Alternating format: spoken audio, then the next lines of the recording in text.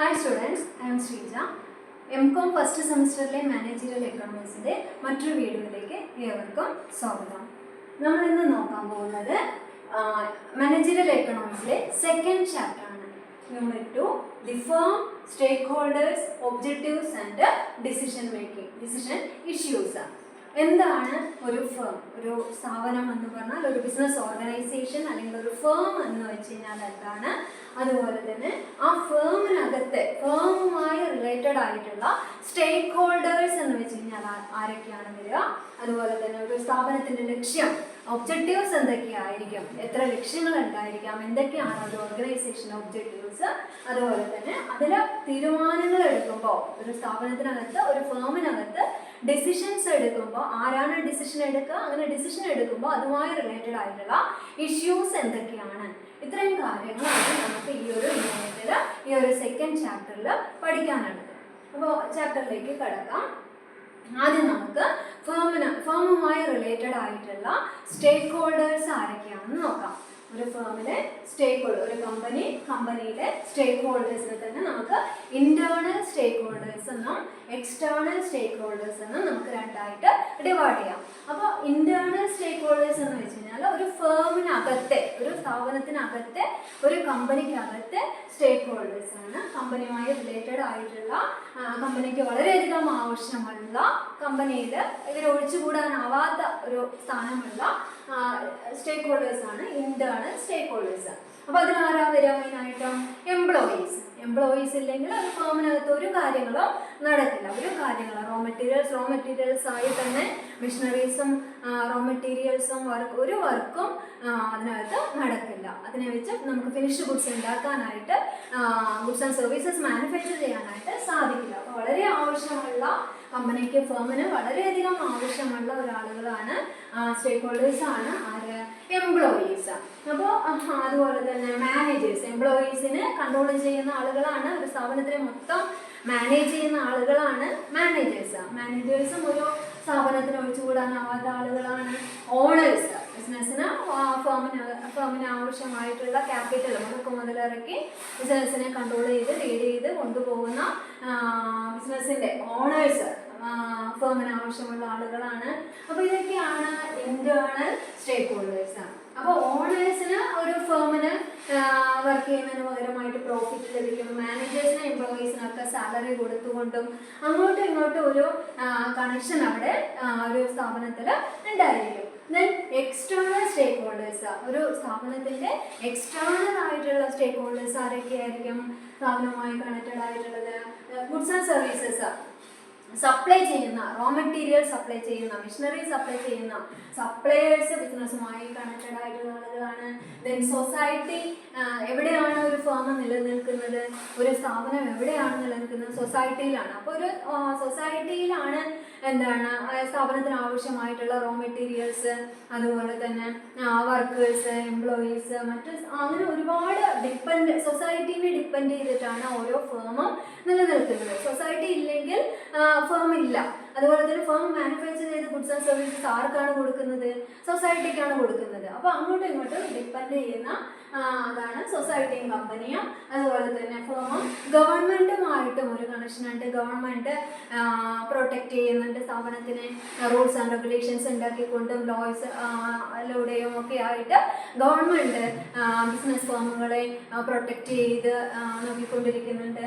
അപ്പോൾ അതിന് പകരമായിട്ട് കമ്പനി ഫേമുകൾ ടാക്സ് കൊടുക്കുന്നുണ്ട്, ഗവൺമെൻറ്റിലേക്ക് ടാക്സ് കൊടുക്കുന്നുണ്ടെങ്കിൽ അങ്ങോട്ട് ഇങ്ങോട്ട് ഡിപ്പെൻഡ് ചെയ്യുന്നുണ്ട്. ദെൻ കമ്പനിക്ക് ആവശ്യമായിട്ടുള്ള, ഫേമിന് ആവശ്യമായിട്ടുള്ള പണം കൊടുക്കുന്നത്, മുടക്കുമുതൽ, ക്യാപിറ്റൽ അല്ലെങ്കിൽ അതിലേക്കുള്ള ഇൻവെസ്റ്റ്മെൻറ്റ് കൊടുക്കുന്ന, കടമായിട്ട് കൊടുക്കുന്ന ആളുകളാണ് ആര്?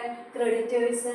ദെൻ കമ്പനിയിലെ ഷെയർ പർച്ചേസ് ചെയ്തുകൊണ്ട് നിൽക്കുന്ന ആളുകളാണ് ഷെയർ ഹോൾഡേഴ്സ്. അപ്പോൾ ആ ഷെയർ പർച്ചേസ് ചെയ്യുന്നതിലൂടെ അവരുടെ ഇൻവെസ്റ്റ്മെൻറ്റ് ഏതിൽ വരുന്നുണ്ട്? കമ്പനിയിലേക്ക് വരുന്നുണ്ട്. ദെൻ ഏറ്റവും മെയിനായിട്ടുള്ള ആളുകൾ ആരാണ്? കസ്റ്റമേഴ്സ്. അപ്പോൾ ഒരു സ്ഥാപനത്തിൻ്റെ ഗുഡ്സ് ആൻഡ് സർവീസസ് ആർക്ക് വേണ്ടിയാണോ ഉണ്ടാക്കുന്നത് അവരാണ് ആര്?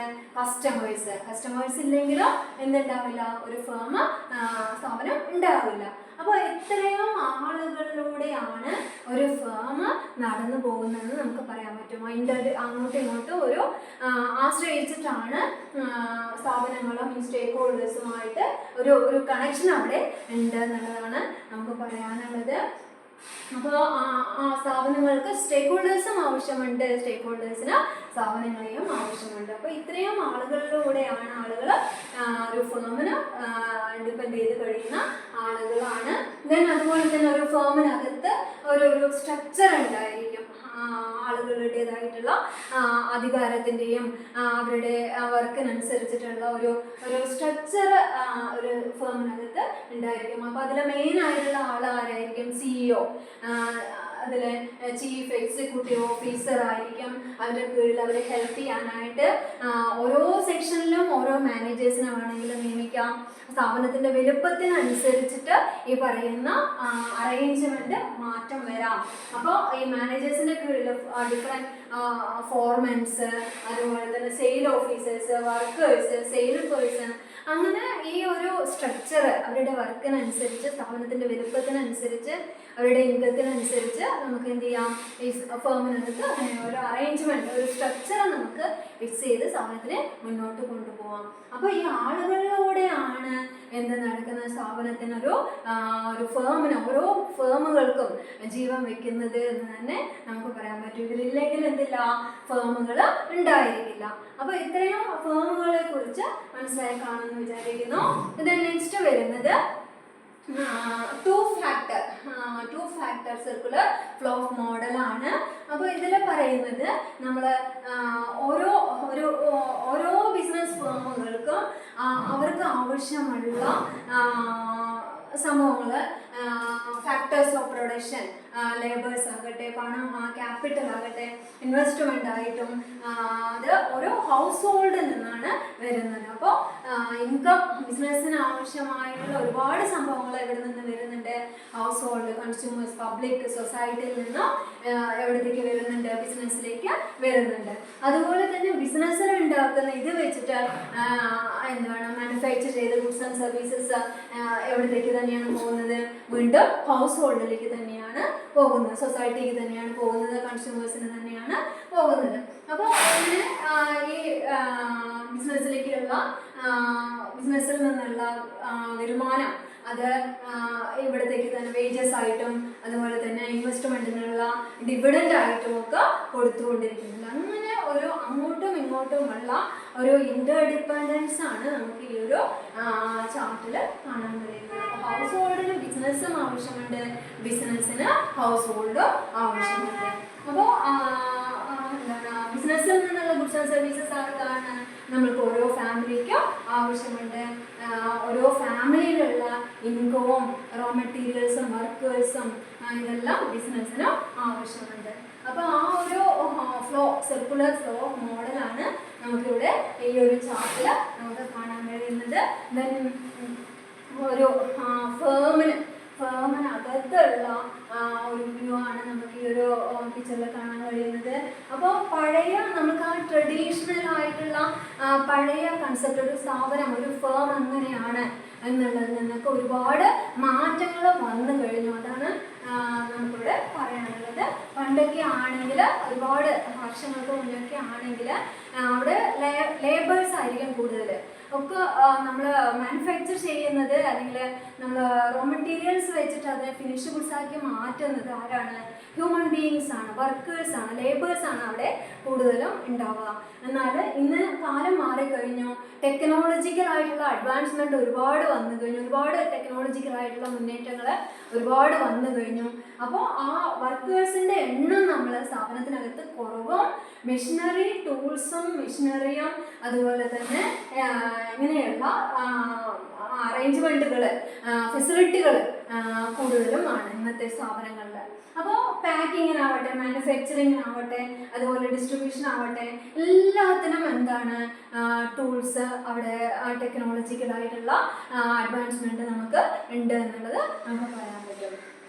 അപ്പോൾ ഇങ്ങനെയാണ് നമ്മളൊരു സ്ഥാപനം മുന്നോട്ട് പോയിക്കൊണ്ടിരിക്കുന്നത് ഇന്ന്. അപ്പോൾ ഒരുപാട് കോമ്പറ്റീഷൻ ഉണ്ട്, മാർക്കറ്റിലാണെങ്കിൽ ഒരുപാട് കോമ്പറ്റീഷൻ ഉണ്ട്, ഒരുപാട് ചാലഞ്ചസ് ഉണ്ട്. അപ്പോൾ ആ ചാലഞ്ചസിൽ നമുക്ക് ഈ ടെക്നോളജിയൊക്കെ യൂസ് ചെയ്തുകൊണ്ടാണ് ഓരോ സ്ഥാപനങ്ങളും മുന്നോട്ട് പോകുന്നത്. അപ്പോൾ നമുക്കിനി ഫേമിലേക്ക് കിടക്കാം. ഫേമിനെ കുറിച്ചിട്ട് ഇത്രയും ഇത്രയും നമ്മൾ പറഞ്ഞു കഴിഞ്ഞു. ഇനി എന്താണ് ഒരു firm? Introduction to the firm. Firm എന്ന് വെച്ച് കഴിഞ്ഞാൽ എന്താണ്? A firm is an organization that produces goods and services for sale. അപ്പോൾ ഫേം എന്ന് പറയുന്നത് എന്താണ്? ഒരു ഓർഗനൈസേഷൻ ആണ്. എന്താണ് ഫേമിനകത്ത് നടക്കുന്നത്? Goods and services manufacture. Goods and സർവീസസിന്റെ മാനുഫാക്ചറിങ് അല്ലെങ്കിൽ പ്രൊഡക്ഷൻ ആണ് നടക്കുന്നത്. എന്തിനു വേണ്ടിയിട്ടാണ് മാനുഫാക്ചർ ചെയ്യുന്നത്? Four sale. മാർക്കറ്റില്, വിപണിയില് വിൽപ്പനയ്ക്കായിട്ട് ഗുഡ്സ് ആൻഡ് സർവീസസ് ഉണ്ടാക്കുകയും മാനുഫാക്ചർ ചെയ്യുക, പ്രൊഡ്യൂസ് ചെയ്യുന്ന ഒരു ഓർഗനൈസേഷനാണ് എന്തെന്ന് പറഞ്ഞാൽ ഒരു ഫേം എന്ന് പറഞ്ഞു കഴിഞ്ഞാൽ. അപ്പോൾ നമ്മുടെ സബ്ജക്റ്റ് ആയിട്ടുള്ള മാനേജീരിയൽ എക്കണോമിക്സിന്റെ ഒരു സെൻട്രൽ യൂണിറ്റ് തന്നെയാണ് ഏത്? ഫേം എന്ന് പറയുന്നത്. ഇപ്പോൾ most firms aims to earn profit. മിക്ക സ്ഥാപനങ്ങളുടെയും അൾട്ടിമേറ്റ് എയിം എന്ത് തന്നെയാണ്? ലാഭമുണ്ടാക്കുക. അൾട്ടിമേറ്റ് എയിം ലാഭമുണ്ടാക്കുക, പ്രോഫിറ്റ് മേക്കിംഗ് ആണ് ഏതൊരു സ്ഥാപനങ്ങളുടെയും ട്രഡീഷണൽ ആയിട്ട് പണ്ട് തുടങ്ങിയിട്ട് അന്നും ഇന്നും എപ്പോഴും ഏതൊരു സ്ഥാപനങ്ങളുടെയും അൾട്ടിമേറ്റ് എയിം എന്ത് തന്നെയായിരിക്കും? ലാഭമുണ്ടാക്കുക, പ്രോഫിറ്റിന് വേണ്ടി തന്നെയാണ് ഏതൊരു സ്ഥാപനങ്ങളും നിലനിൽക്കുന്നത്. ദെൻ അത് ലാഭം ഉണ്ടാക്കണമെങ്കിൽ ഇന്നത്തെ ഈ ഒരു കോമ്പറ്റീറ്റീവ് വേൾഡിൽ പിടിച്ചു നിൽക്കണമെങ്കിൽ, ലാഭം ഉണ്ടാക്കണമെങ്കിൽ എന്ത് വേണം? ഓരോ ഫേമുകളും operate within technological and market constraints. മാർക്കറ്റിൽ ഒരുപാട് തടസ്സങ്ങളുണ്ട്. അങ്ങനെ തടസ്സങ്ങൾ നിറഞ്ഞ, കോമ്പറ്റീഷൻ നിറഞ്ഞിട്ടുള്ള ഈ ഒരു വേൾഡിൽ ആ തടസ്സങ്ങളിനെയൊക്കെ ഫേസ് ചെയ്തുകൊണ്ട്, കൺസ്ട്രെയിൻസിനെയൊക്കെ ഫേസ് ചെയ്തുകൊണ്ട് പോവാനും സ്ഥാപനത്തിന് സാധിക്കണം.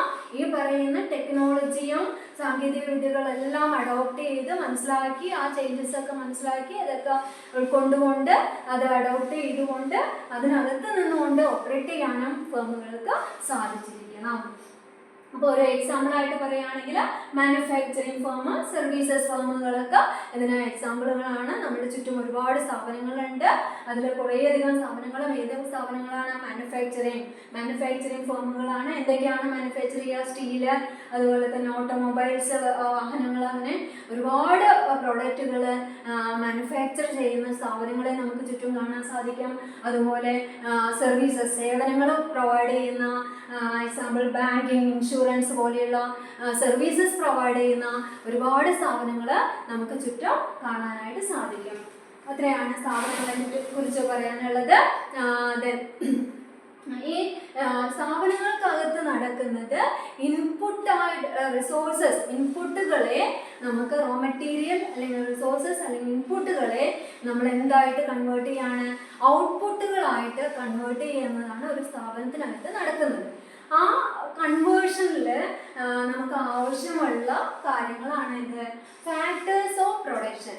അപ്പോൾ ഇങ്ങനെ കൺവേർട്ട് ചെയ്യണമെങ്കിൽ, റോ മെറ്റീരിയൽസിനെ ഫിനിഷ്ഡ് ഗുഡ്സ് ആയിട്ട് കൺവേർട്ട് ചെയ്യണമെങ്കിൽ ഏതൊരു ഫേമിനും അത് തുടങ്ങണമെങ്കിൽ അല്ലെങ്കിൽ ആ ഒരു വർക്ക് കണ്ടിന്യൂ ചെയ്ത് പോകണമെങ്കിൽ അവിടെ എന്ത് ആവശ്യമുണ്ട്? 4 ഫാക്ടേഴ്സ് ഓഫ് പ്രൊഡക്ഷൻ അവിടെ ആവശ്യമായിട്ട് വരുന്നുണ്ട്. എത്ര ഫാക്ടേഴ്സ്? 4 ഫാക്ടേഴ്സ് ഓഫ് പ്രൊഡക്ഷൻ അവിടെ ആവശ്യമായിട്ട് വരുന്നുണ്ട്. അപ്പോൾ ഏതൊക്കെയാണ് 4 factors of production? First one വരുന്നത് ലാൻഡ്, ദെൻ അതുപോലെ തന്നെ capital, then employees, labours, then organisation. അങ്ങനെയുള്ള 4 ഫാക്ടേഴ്സാണ് നമുക്കിവിടെ ആവശ്യമായിട്ട് വരുന്നത്. ഏതൊരു ഫേമും തുടങ്ങണമെങ്കിൽ, അത് ബിൽഡിംഗ് പണിയണമെങ്കിൽ അവിടെ നമുക്ക് എന്ത് പർച്ചേസ് ചെയ്യേണ്ടി വരും? ആദ്യം ലാൻഡ് പർച്ചേസ് ചെയ്യേണ്ടതായിട്ട് വരും. അപ്പോൾ ലാൻഡിലാണ് എന്ത് ചെയ്യുക? തുടങ്ങുന്നത്. ബിൽഡിംഗ് കൺസ്ട്രക്ട് ചെയ്തിട്ട് വേണമല്ലോ സ്ഥാപനം തുടങ്ങാനായിട്ട്. അപ്പോൾ ആദ്യത്തെ ഫസ്റ്റ് ഫാക്ടർ ഓഫ് പ്രൊഡക്ഷൻ എന്ന് പറയുന്നത് ലാൻഡാണ്. ദെൻ ലാൻഡ് കഴിഞ്ഞാൽ, ലാൻഡ് മാത്രം കൊണ്ടായില്ല, ലാൻഡ് കഴിഞ്ഞാൽ നമുക്ക് എന്താണ് ആവശ്യം? അവിടെ ക്യാപിറ്റൽ മുടക്ക് മുതൽ ആവശ്യമുണ്ട്. ക്യാപിറ്റൽ അവിടെ നമുക്ക് ആവശ്യമുണ്ട്. ക്യാപിറ്റൽ എന്ന് പറയുന്നത് പണപരമായിട്ടുള്ള എമൗണ്ട് ആയിട്ട്, പണമായിട്ടും ആവാം, ദെൻ ഗുഡ്സ് ആയിട്ടും അതിൽ വരുന്നുണ്ട്. മുടക്ക് മുതൽ എന്ന് പറയുന്നതിൽ നമ്മൾ ഇതൊക്കെയാണ് വരുന്നത്. പണമുണ്ട്, അതുപോലെ തന്നെ building, machinery, tools, equipment, vehicle, അതെല്ലാം നമുക്ക് ക്യാപിറ്റൽ ഗുഡ്സ് ആയിട്ട് നമുക്ക് പറയാൻ പറ്റും. അപ്പോൾ ക്യാപിറ്റൽ, ലാൻഡ് വേണം, ദെൻ അതുപോലെ തന്നെ ക്യാപിറ്റൽ ആവശ്യമുണ്ട്. ദെൻ അവിടെ അടുത്തതാരാ വരുന്നത്? എംപ്ലോയീസ്, ലേബേഴ്സ് ഇല്ലെങ്കിൽ ഈ പറയുന്ന കാര്യങ്ങളൊന്നും അവിടെ നടക്കാൻ പോകുന്നില്ല. അപ്പോൾ അവിടെ ലേബേഴ്സ് ആവശ്യമുണ്ട്. ദെൻ ലേബേഴ്സും ദെൻ ഇതിനെയൊക്കെ നമുക്ക് എന്ത് ചെയ്യണം, ഓർഗനൈസ് ചെയ്യണം. അപ്പോൾ ലാൻഡ്, ക്യാപിറ്റൽ, ലേബേഴ്സിനെ നമ്മൾ എന്ത് ചെയ്യണം, അത് കറക്റ്റ് എന്റർപ്രനേഴ്സിനെ വെച്ചുകൊണ്ട് നമുക്കതിനെ ശരിയായ രീതിയിൽ സംഘടിപ്പിച്ച് ഓർഗനൈസ് ചെയ്ത് അതിനെ അറേഞ്ച് ചെയ്ത് കൊണ്ടുപോയാൽ മാത്രമേ നമുക്ക് എന്ത് സാധിക്കുകയുള്ളൂ, നമുക്ക് റോ മെറ്റീരിയൽസിനെ, നമുക്ക് റിസോഴ്സസിനെ നമുക്ക് എന്താക്കി മാറ്റാൻ പറ്റുള്ളൂ, ഫിനിഷ്ഡ് ഗുഡ്സ് ആക്കി മാറ്റാനായിട്ട്, കൺവേർട്ട് ചെയ്യാനായിട്ട് നമുക്ക് സാധിക്കുകയുള്ളൂ ഏതൊരു ഫേമിനും. അപ്പോൾ എന്താവശ്യമുണ്ട്, 4 factors ഓഫ് പ്രൊഡക്ഷൻ അവിടെ ആവശ്യമായിട്ട് വരുന്നുണ്ട്. ദെൻ 4 factors എന്ന് പറഞ്ഞാൽ ഏതൊക്കെയാണ്, land, capital, labour and entrepreneurs. അപ്പോൾ ലാൻഡ് എന്ന് പറയുന്നത് നമ്മൾ പറഞ്ഞു അത് നാച്ചുറൽ റിസോഴ്സസ് ആണ്. ലാൻഡിന് എന്താണ് റിവാർഡായിട്ട് ലഭിക്കുക, ലാൻഡിന് കൊടുക്കേണ്ടത് റെന്റ് ആണ്. ലാൻഡ് നമ്മൾ യൂസ് ചെയ്യുമ്പോൾ അതിന് പകരമായിട്ട് ബിസിനസ്സിൽ നിന്ന് എന്ത് കൊടുത്തിരിക്കണം, റെന്റ് അവിടെ കൊടുത്തിരിക്കണം. ദെൻ ക്യാപിറ്റൽ ആണ് നെക്സ്റ്റ് വരുന്നത്, അടുത്ത ഫാക്ടർ ക്യാപിറ്റൽ ആണ്. ദെൻ ക്യാപിറ്റൽ എന്ന് പറയുന്നത് മാൻമെയ്ഡ് റിസോഴ്സസ് ആണ്. ക്യാപിറ്റൽ നമ്മൾ മുടക്കുമുതൽ നമ്മൾ ഇറക്കി കഴിഞ്ഞാൽ, ബിസിനസ്സിൽ ഇറക്കി കഴിഞ്ഞാൽ അതിന് എന്താണ് റിവാർഡ് കിട്ടുന്നത്, ഇൻട്രസ്റ്റ്. ക്യാപിറ്റലിന് കിട്ടുന്ന റിവാർഡാണ് ഇൻട്രസ്റ്റ്. ദെൻ നെക്സ്റ്റ് വരുന്നത് ലേബർ ആണ്. അടുത്ത ഫാക്ടർ എന്ന് പറഞ്ഞു എന്താണ്, ലേബേഴ്സ് ആണ്. ലേബേഴ്സ് ഹ്യൂമൻ എഫേർട്ട് ആണ് അവിടെ യൂസ് ചെയ്യുക. ലേബേഴ്സിന്റെ മനുഷ്യ പ്രയത്നമാണ് അവിടെ യൂസ് ചെയ്യുക. ലേബേഴ്സിനെ വെച്ചിട്ടാണ് നമ്മൾ എത്ര തന്നെ മിഷനറി ടൂൾസ് ഉണ്ടെങ്കിലും അവിടെ എന്ത് ആവശ്യമുണ്ട്, ലേബേഴ്സ് ആവശ്യമുണ്ട്. ഏത് ഫേമിനകത്തും ആര് വേണം, ലേബേഴ്സ് വേണം, വർക്കേഴ്സ് വേണം. അപ്പോൾ വർക്കേഴ്സിന്റെ അവരുടെ ഹ്യൂമൻ എഫേർട്ട്, മനുഷ്യപ്രയത്നം അവിടെ യൂസ് ചെയ്യുന്നതിന് പകരമായിട്ടുള്ള റിവാർഡ് എന്താണ്, വേജസ് ഓർ സാലറി, വേജസ് ആണ്, കൂലിയാണ് അവർക്ക് കൊടുക്കുക. Then next entrepreneur. ഈ ഫാക്ടേഴ്സിനെയൊക്കെ നമ്മൾ കോർഡിനേറ്റ് ചെയ്യുന്ന ആളാണ് ആര്, എന്റർപ്രനർ. ഓർഗനൈസ് ചെയ്യുന്ന ആളാണ് ആര്, എന്റർപ്രനർ. അപ്പോൾ എന്റർപ്രനർ ഓർഗനൈസേഷൻ അവര് എന്ത് ചെയ്യാണ്, മൊത്തം സ്ഥാപനത്തിനകത്ത് ഈ കാര്യങ്ങളെല്ലാം ഓർഗനൈസ് ചെയ്യുന്നുണ്ട്, റിസ്ക് എടുക്കുന്നുണ്ട്. ഫ്യൂച്ചർ ഈസ് ഓൾവേസ് അൺസർട്ടൈൻ ആണ്. അങ്ങനെയുള്ള അൺസർട്ടൈൻ ആയിട്ടുള്ള ഫ്യൂച്ചറിലേക്ക് ഇറങ്ങുമ്പോൾ അത് ഒരുപാട് റിസ്ക് അവിടെ ഫേസ് ചെയ്യേണ്ടതായിട്ട് വരും. അപ്പോൾ അതിന് പകരമായിട്ട് അദ്ദേഹത്തിന് എന്ത് കിട്ടും, പ്രോഫിറ്റ് കിട്ടും, റിവാർഡായിട്ട് അവിടെ പ്രോഫിറ്റ് കിട്ടും. അപ്പോൾ ഇത്രയാണ് 4 ഫാക്ടേഴ്സിനെ കുറിച്ച് നമുക്ക് പറയാനുള്ളത്. ദെൻ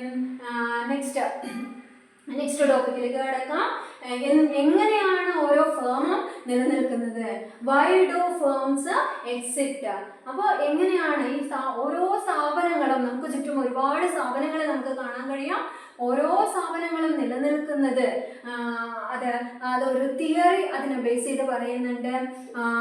ഒരു ട്രാൻസാക്ഷൻ കോസ്റ്റ് തിയറിയാണ് അതുമായിട്ട് കണക്ട് ചെയ്ത് നമുക്ക് പറയാനുള്ളത്. അപ്പോൾ ഇതിൽ പറയുന്നത് ഫേംസ് റെഡ്യൂസ് ട്രാൻസാക്ഷൻ കോസ്റ്റ്. ഓരോ സ്ഥാപനങ്ങളും എന്തിനു ശ്രമിക്കുന്നുണ്ട്, എന്ത് കുറയ്ക്കാനായിട്ട് ശ്രമിക്കണം, ട്രാൻസാക്ഷൻ കോസ്റ്റ് കുറയ്ക്കാനായിട്ട് ശ്രമിക്കണം. അപ്പോൾ എന്താണ് ട്രാൻസാക്ഷൻ കോസ്റ്റ് എന്ന് വെച്ച് കഴിഞ്ഞാൽ, ട്രാൻസാക്ഷൻ കോസ്റ്റ് എന്ന് പറഞ്ഞു കഴിഞ്ഞാൽ റിപ്പീറ്റഡ് ആയിട്ട് നമുക്ക് ഒരു സ്ഥാപനത്തിന് വരുന്ന ചെലവുകളാണ്. അപ്പോൾ ആ ചെലവുകൾ വീണ്ടും ചെയ്യേണ്ടതായിട്ട് ആവശ്യമായിട്ട് വരുന്നില്ല. അതാണ് ഈ സ്ഥാപനങ്ങൾ ചെയ്യുന്നത്. അതാണ് ഈ ട്രാൻസാക്ഷൻ കോസ്റ്റ് തിയറിയിൽ പറയുന്നത്. അതായത് നമ്മളൊരു സ്ഥാപനം തുടങ്ങുമ്പോൾ ലാൻഡ് പർച്ചേസ് ചെയ്തു. ഒരിക്കൽ ലാൻഡ് പർച്ചേസ് ചെയ്തതിന് ഓരോ വർഷവും എന്ത് ചെയ്യേണ്ട കാര്യമില്ല, ലാൻഡ് പർച്ചേസ് ചെയ്യേണ്ട കാര്യം വരുന്നില്ല. അതുപോലെ തന്നെ ബിൽഡിംഗ് ഒരു പ്രാവശ്യം നമ്മൾ പണിതു, അത് ഓരോ വർഷവും അല്ലെങ്കിൽ ഓരോ മാസവും നമുക്ക് എന്ത് ചെയ്യേണ്ട ആവശ്യമില്ല, ബിൽഡിംഗ് പണിയേണ്ട കാര്യമില്ല. അതുപോലെ മെഷീനറി, ടൂൾസ്, വെഹിക്കിള് ഇതെല്ലാം നമ്മൾ ഒരു പ്രാവശ്യം പർച്ചേസ് ചെയ്ത് കഴിഞ്ഞാൽ അതിന് ചെറിയ ചില ആൾട്രേഷൻ അല്ലെങ്കിൽ റിപ്പയറിങ് വരുത്തിയാൽ മതിയാവും.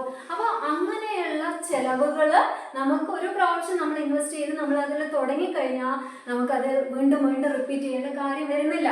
അപ്പോൾ ആ ഒരു തിയറിനെ ബേസ് ചെയ്തിട്ടാണ് ഓരോ സ്ഥാപനങ്ങളും നടന്നുകൊണ്ടിരിക്കുന്നത്. അപ്പോൾ തുടക്കത്തിലുള്ള ആ ഒരു വലിയൊരു ചെലവ് കഴിഞ്ഞു കഴിഞ്ഞാൽ പിന്നെ സ്ഥാപനങ്ങൾക്ക് ചെലവില്ല, ചെലവ് അവിടെ കുറവാണ്, കോസ്റ്റ് അവിടെ കുറയ്ക്കാനായിട്ട് സാധിക്കും. അങ്ങനെ ഓരോ കാര്യങ്ങളും നമുക്ക് അവിടെ അവോയ്ഡ് ചെയ്ത് കുറച്ചുകൊണ്ട് വരുമ്പോൾ ആ സ്ഥാപനങ്ങൾക്ക് പിന്നീട് കിട്ടുന്ന വരുമാനമൊക്കെ എന്തായിരിക്കും, ലാഭമായിരിക്കും. പ്രോഫിറ്റ് കിട്ടാൻ ഏൺ ചെയ്യാനായിട്ട് സാധിക്കും, ചെലവ് കുറയ്ക്കാനും ലാഭം കൂട്ടാനും സാധിക്കും. ആ ഒരു കൺസെപ്റ്റിലാണ് ഓരോ സ്ഥാപനങ്ങളും നടന്നുകൊണ്ടിരിക്കുന്നത്. കൺസെപ്റ്റ് അല്ല, അതാണ് റിയൽ വസ്തുത, അതാണ്. അപ്പോൾ നമുക്ക് എന്ത് ചെയ്യാൻ പറ്റും, ഫേം റിഡ്യൂസ് ട്രാൻസാക്ഷൻ കോസ്റ്റ് സ്ഥാപനങ്ങൾക്ക് കുറയ്ക്കാനായിട്ട് സാധിക്കും. then repeated contract negotiation. നമുക്ക് വീണ്ടും വീണ്ടും കോൺട്രാക്ട് വെക്കേണ്ട കാര്യമില്ല. ആദ്യമേ എംപ്ലോയീസുമായിട്ടൊരു കോൺട്രാക്ട്, അതുപോലെ തന്നെ റോ മെറ്റീരിയൽ പർച്ചേസ് ചെയ്യുന്നവരുമായിട്ട് സപ്ലൈസുമായിട്ടും ഒക്കെ ഒരു കോൺട്രാക്ട് വെച്ച് കഴിഞ്ഞാൽ നിയമപരമായിട്ടൊരു നെഗോഷിയേഷൻ അവിടെ ചർച്ച ചെയ്ത് തീരുമാനത്തിലെത്തിക്കഴിഞ്ഞാൽ വീണ്ടും വീണ്ടും നമുക്കത് അവിടെ റിപ്പീറ്റ് ചെയ്യേണ്ട കാര്യം അവിടെ വരുന്നില്ല. അതിലൂടെ നമുക്ക് ടാക്സ് കുറയ്ക്കാൻ പറ്റും, റെഗുലേറ്ററി കോസ്റ്റ് കുറയ്ക്കാൻ പറ്റും. അപ്പോൾ ഇന്റേണൽ കോർഡിനേഷൻ മൊത്തത്തിൽ നമുക്ക് അവിടെ ചീപ്പറാക്കാൻ അല്ലെങ്കിൽ കുറയ്ക്കാനായിട്ട് നമുക്ക് സ്ഥാപനത്തിനകത്തെ ചെലവുകൾ നമുക്ക് കുറയ്ക്കാനായിട്ട് സാധിക്കും. എക്സാമ്പിൾ ആയിട്ട് പറയുകയാണെങ്കിൽ hiring in house lawyer versus outsourcing legal services. നമുക്ക് ലീഗൽ സർവീസ് ഒരു വലിയ സ്ഥാപനമാണെങ്കിൽ നമുക്ക് എന്താ ആവശ്യം വരും? കണ്ടിന്യൂസ് ആയിട്ടൊരു ലീഗൽ ഓഫീസർ അവിടെ നിയമിക്കേണ്ടതായിട്ട് വരും. പക്ഷെ നമുക്ക് അത്ര ലീഗൽ ഓഫീസർ ആവശ്യമില്ല. എപ്പോഴെങ്കിലും നമുക്ക് വല്ല ആവശ്യം വരുമ്പോൾ മാത്രമാണ് നമുക്ക് ലീഗൽ ഓഫീസറെ വേണ്ടതെങ്കിൽ നമുക്ക് സ്ഥിരമായിട്ട് സാലറി കൊടുത്തിട്ട് അവരെ നിർത്തേണ്ട കാര്യം അവിടെ വരുന്നില്ല. പകരം ഔട്ട്സോഴ്സിങ് കൊടുത്താൽ മതി. എന്താണ് അപ്പോൾ ഔട്ട്സോഴ്സിങ്? ഔട്ട്സോഴ്സിങ് എന്ന് വെച്ച് കഴിഞ്ഞാൽ നമ്മൾ പുറമേക്ക് ഒരു ഏജൻസിനെ ഏൽപ്പിക്കുന്നതാണ്. നമ്മുടെ അത്യാവശ്യ കാര്യങ്ങൾ വരുന്ന സമയത്ത് നമ്മൾ പരസ്യത്തിൻ്റെ കാര്യങ്ങളോ അല്ലെങ്കിൽ ഫിനാൻഷ്യൽ ആയിട്ടുള്ള കാര്യങ്ങളോ അല്ലെങ്കിൽ പാക്കിങ്ങോ മറ്റങ്ങനെ ചില നമ്മൾക്ക് അത്യാവശ്യമായിട്ടുള്ള കാര്യങ്ങൾ വരുന്ന സമയത്ത്, ഓവർ വർക്ക് ലോഡ് വരുന്ന സമയത്ത്, അല്ലെങ്കിൽ നമുക്ക് ചില പ്രത്യേക സാഹചര്യങ്ങളിൽ മാത്രം നമ്മളത് പുറത്തുള്ള ഒരു ഏജൻസിനെ ഏൽപ്പിക്കുന്നതാണ് എന്ത് ഔട്ട്സോഴ്സിങ് എന്ന് പറയുന്നത്. അപ്പോൾ ഇവിടെ നമുക്ക് ആ പ്രത്യേക ആവശ്യത്തിൽ ആ ആവശ്യം നിറവേറ്റാനായിട്ട് ഒരു ലീഗൽ ഓഫീസറെ, ലോയറെ ആ ആവശ്യത്തിലേക്ക് വേണ്ടി മാത്രം അപ്പോയിന്റ് ചെയ്താൽ മതി. അത് കഴിഞ്ഞാൽ പിന്നെ അവരുടെ ആവശ്യമില്ല. അപ്പോൾ അങ്ങനെയൊക്കെ നമുക്ക് അവരുടെ ചെലവ് കുറയ്ക്കാനായിട്ട് സാധിക്കും. ഡെയിലി സാലറി അല്ലെങ്കിൽ കൊടുക്കേണ്ട കാര്യം അവിടെ വരുന്നില്ല. അപ്പോൾ ഈ ഒരു തിയറി ബേസ് ചെയ്തിട്ടാണ് ഓരോ സ്ഥാപനങ്ങളും നിലനിൽക്കുന്നത് എന്ന് നമുക്ക് പറയാൻ പറ്റും. അപ്പോൾ നമുക്ക് എത്ര തരത്തിലുള്ള എത്ര ടൈപ്സ് ഓഫ് ഫേം, എത്ര തരത്തിലുള്ള ഫേമുകൾ, സ്ഥാപനങ്ങൾ ഉണ്ട് എന്നുള്ളത് നമുക്ക് നോക്കാം. ടൈപ്സ് ഓഫ് ഫേം ആണ്. ടൈപ്സ് ഓഫ് ഫേമിൽ ബേസ്ഡ് ഓൺ ഓണർഷിപ്പ്